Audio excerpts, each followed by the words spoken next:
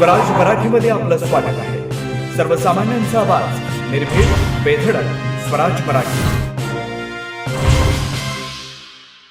शक्तीपीठ महामार्गावरून कोल्हापूर जिल्ह्यातून 12 जिल्ह्यातील 12 मार्चला एल्गार करण्याचा निर्णय घेतलाय।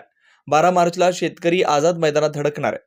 कोल्हापुरात शक्तीपीठ विरोधी परिषदेत आझाद मैदानात धडक देण्याचा निर्णय घेण्यात आलाय, अशी माहिती काँग्रेस पक्षाचे विधान परिषदेतील गटनेते आमदार सतेज पाटील यांनी दिली। कोल्हापूर सांगली जिल्ह्यातील शेतकऱ्यांच्या विरोधामुळे विधानसभा निवडणुकीच्या तोंडावर स्थगित करण्यात आलेल्या शक्तीपीठ महामार्गाच्या कामाला मुख्यमंत्री देवेंद्र फडणवीस यांनी हिरवा कंदील दाखवल्यानं शेतकरी आक्रमक झाले, तसं सतेज पाटील म्हणाले। मुख्यमंत्री पदाची शपथ घेतल्यानंतर झालेल्या पहिल्याच पत्रकार परिषदेत देवेंद्र फडणवीस यांनी या संदर्भात सूतोवाच केले होते। महायुती सरकारनं डिसेंबर महिन्यात शपथ घेतल्यानंतर गोवा ते नागपूर शक्तीपीठ महामार्ग करण्यासाठी वेगवेगळे आराखडे तयार केलेत, असं सांगून सतेज पाटील पुढे म्हणाले, या महामार्गाला फक्त कोल्हापुरातून विरोध असं सांगितलं गेलं। कोल्हापूर जिल्ह्यातील महायुतीच्या नेत्यांमध्ये शक्तीपीठ महामार्गावरून फाटे पडलेत। उपमुख्यमंत्री आणि तत्कालीन मुख्यमंत्री एकनाथ शिंदे यांनी कोल्हापूर जिल्ह्यात बोलताना शक्तीपीठ महामार्ग नको असेल तर तो रद्द करण्याची मी घोषणा करतो, नको असणारा प्रकल्प तुमच्यावर लादणार नाही, असं विधान केलं होतं। आता त्यांच्याच पक्षाचे राज्य नियोजन मंडळाचे कार्यकारी अध्यक्ष राजेश क्षीरसागर यांनी महामार्गाचं समर्थन केलं, तर वैद्यकीय मंत्री हसन मुश्रीफ यांनी कोल्हापूर जिल्ह्यात शक्तीपीठ महामार्ग होणार नाही असं म्हटलंय। कोल्हापूर जिल्ह्यातील कोणत्याही परिस्थितीत शक्तीपीठ महामार्ग जाणार नाही। सांगलीपर्यंत कोणाचाही विरोध नाही, त्यामुळे तिथे विरोध करायचा आमचा संबंध नाही। शक्तीपीठ महामार्गाबाबत मुख्यमंत्री देवेंद्र फडणवीस यांच्याशी माझी चर्चा झाल्याचं हसन मुश्रीफ यांनी काही दिवसांपूर्वी म्हटलं होतं। सांगलीच्या पुढे संकेश्वर मार्गे गोव्याला शक्तीपीठ महामार्ग होऊ शकतो। शक्तीपीठ महामार्ग सांगली ते कोल्हापूर रस्ता आहे, त्याला जोडला जाणार आहे। हायवेला जोडल्यानंतर पुढे संकेश्वर मार्गे गोव्याकडे जाता येईल, असं हसन मुश्रीफ यांनी म्हटलं होतं। गेले 6 महिने झाले शक्तीपीठ महामार्गासंदर्भात कोल्हापुरातून आम्ही लढा सातत्याने देत आलेला आहे। मागच्या वेळी निवडणुकीच्या आधी सुद्धा एक मेळावा इथं झाला होता, त्यावेळी मुख्यमंत्र्यांनी अगदी सांगितलं विरोध आहे, रद्द आम्ही करणार नाही, ही भूमिका घेतली होती। त्यानंतर निवडणुकीच्या आधी फक्त कोल्हापूर जिल्ह्यापुरती अधिसूचना रद्द केली असं सांगण्यात आलं।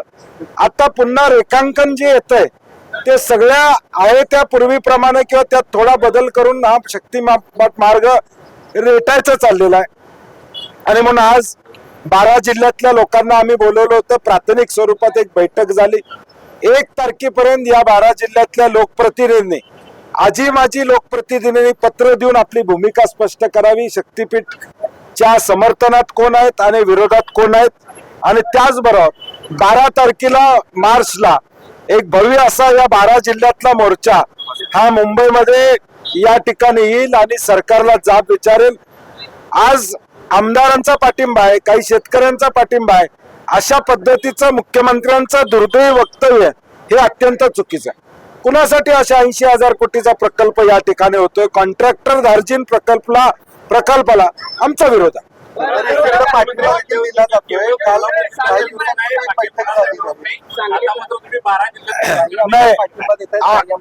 नाही, हेच डिवाइड आणि रूल ब्रिटिशांची पॉलिसी आता भाजपचं सरकार करत।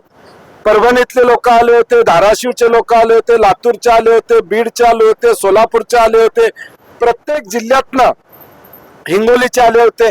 प्रत्येक जिल्ह्यात याला विरोध आहे आणि तो 12 तारखेला मोर्चामध्ये दिसून येईल।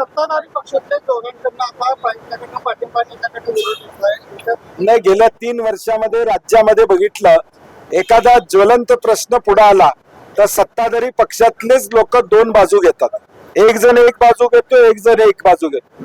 आता बीडच्या प्रकरणामध्ये आपण बघितलं, भाजपचे आमदार एवढे लढाई करत होते, आता त्यांनी तलवार म्यान केली। याचा अर्थ काय? तर कुठलंही आंदोलन झालं तर त्या आंदोलनात आपलीच माणसं असली पाहिजे, जेणेकरून ते आंदोलनाची दिशा बदलतायत। आणि म्हणून आता देखील तसा प्रयत्न आहे। सत्ताधारीतले मंत्री इथं सांगतायत की रस्ता होणार नाही, आणि सत्ताधारीतले आमदार इथं बैठक घेतात कोल्हापुरात की रस्ता कसा फायदेशीर आहे, कसा होणार।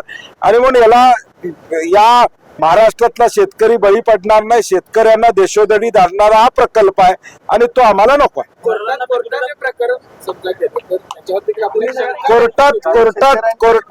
कोर्टात जाण्यासंदर्भात आमचा भूमिका नाही आहे। हे रस्त्यावरचं आंदोलन आहे, शेतकऱ्यांचं आंदोलन आहे। जनतेच्या रेट्यानंच आम्ही हा रस्ता त्या ठिकाणी रद्द करून घेऊ। नाही, मी कुणीतरी कोर्टात कुणाला तर पाठवून आम्हाला 1 रुपया मिळतोय तो 5 रुपये द्या अशी मागणी होऊ शकते. कोर्ट उद्या सहानुभूतीपूर्वक 5 रुपये द्या म्हणलं तर तो निर्णय झाला. त्यामुळे आमची विनंती आहे शेतकऱ्यांना की हा लढा रस्त्यावरचा आहे, तो रस्त्यावर आपण लढूया.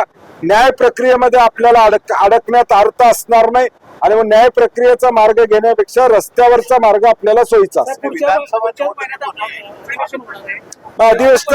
अधिवेशनात आम्ही महाविकास आघाडी म्हणून पूर्वी देखील जाहीर केलं होतं की त्याला विरोध असेल म्हणून. आता देखील आमची भूमिका तीच आहे.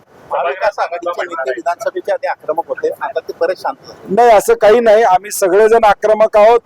शेवटी आता ज्यावेळी मुद्दा येईल त्यावेळी आक्रमकता आम्ही दाखवू. आता मुद्दा आलेला आहे, आम्ही आमची आक्रमकता दाखवून दिलेली आहे. सभागृहात सुद्धा हा मुद्दा मांडला जाईल. चला, धन्यवाद.